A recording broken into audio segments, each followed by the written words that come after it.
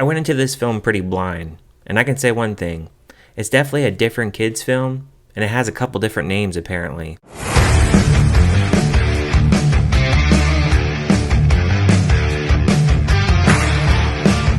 Hey everyone, my name is Ryan, and today on the channel I'm going to be reviewing a kids film called Jungle Bunch Operation Meltdown. It is also known by the Jungle Bunch 2 World Tour. I have no clue why it has two different names. It has three directors involved. We have Laurent, Yannick, Moulin, and Benoit, Somville. The Jungle Bunch is actually a French TV show, and the first movie was actually released in 2017, and it didn't get a USA release, so I was really confused at the fact that this one got a release, especially under Viva Kids, because I've seen two Viva Kids films. I've seen The Amazing Maurice, which was pretty bad, and Rally Road Racers, which was okay. With this film, it's not even mentioned on their website at all. There's two different names for it, there's no promotion for it, and they dump it into theaters thinking people will go see this. Now, the film is actually about these jungle animals who are trying to save the rainforest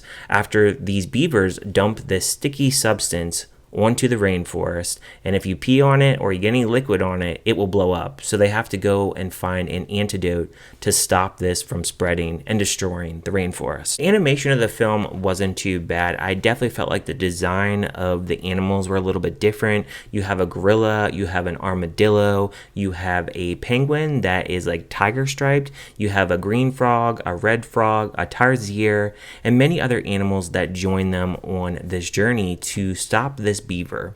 Now, I will say in negatives that the jokes in here, they're very potty humor. It's very much like 5-6-year-old kind of jokes. They're really going to like those kinds of jokes and probably laugh. I don't think there's a lot for the adults here. The villain also is these beavers, and he's really only in the movie for about maybe 10 minutes screen time, so he doesn't have much of a presence.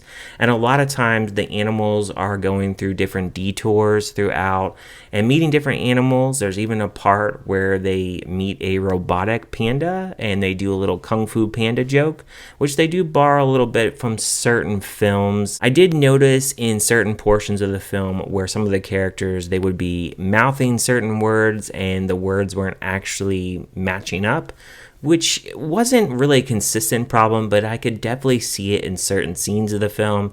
Some of the humor was really oddballish. There's some really good life lessons for kids in here. For instance, teamwork, dedication, strategizing, and there is some characters to really latch onto here. They also show diversity within love, with an armadillo and a penguin falling in love. The gorilla in here who is really funny and he always wants bananas. He definitely made me laugh. His design was pretty good and he definitely had a little bit of funny little puns here and there. I think it's one of those films where it's very simple in its plot. It's not really asking a whole lot. It definitely has some bonker things, like for instance, when they're actually trying to get to the beaver, they have this ostrich and this parrot, and apparently the parrot can actually record these messages and they can record voicemails, which was really strange. And it was really strange also that all these animals that are grouped together and teamed together are actually trying to watch these other jungle animals every move as they're going to go find this beaver and try to find the antidote to save the rainforest. There really wasn't really anything memorable with the score. I don't even really think I can even recall any of the songs in here.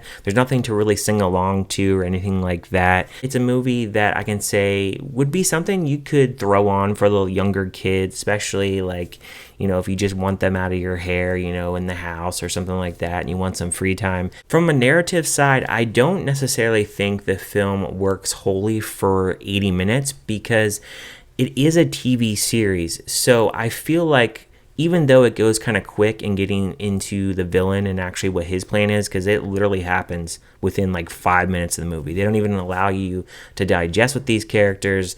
You definitely probably have to watch the first movie to get a little bit more characterization within the film as far as like the characters and such, but I don't think that I was lost going into this film, but I think it would definitely help to check out the first movie. I did see that the first movie is on Peacock if you guys are interested in checking it out, if you do check out this one, so I may go and check that out and just see the characterization, and I'm not sure if they have the TV show on there, but That would be very interesting as well. There was also a time in here too where I felt, even though they were stretching the runtime within that TV series, they do have some moments where they actually show like cartoony kind of parts, and it definitely reminded me of like the old school Super Nintendo kind of style, and I definitely appreciated that they threw that into the film.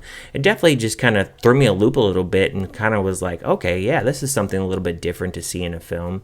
I definitely could say that I enjoyed some of the characters in here, specifically the gorilla, and some of the designs are a little bit off the wall, and some of the things that they actually face are a little bit bonkers. But I could say overall with this film, I could say it's okay. It's nothing really groundbreaking, but it's definitely something that I can really appreciate, is something a little bit different in the animation department. It just sucks that the actual distributor behind this is doing no favors for this film and nobody knows what it is. So it's going to be one of those films that probably will end up on Peacock just like the first one, and maybe people will actually discover it on there because there's just no promotion with this film whatsoever.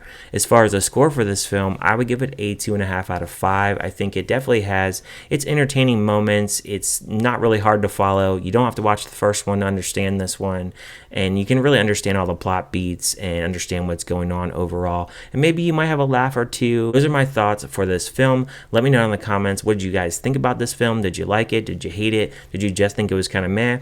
And if you haven't seen it, are you going to check it out in theaters? Are you going to wait till streaming? Is it even anything you're really interested in? Let me know any and all comments down in the comment section down below. Thank you guys for watching, and I will see you guys on my next video.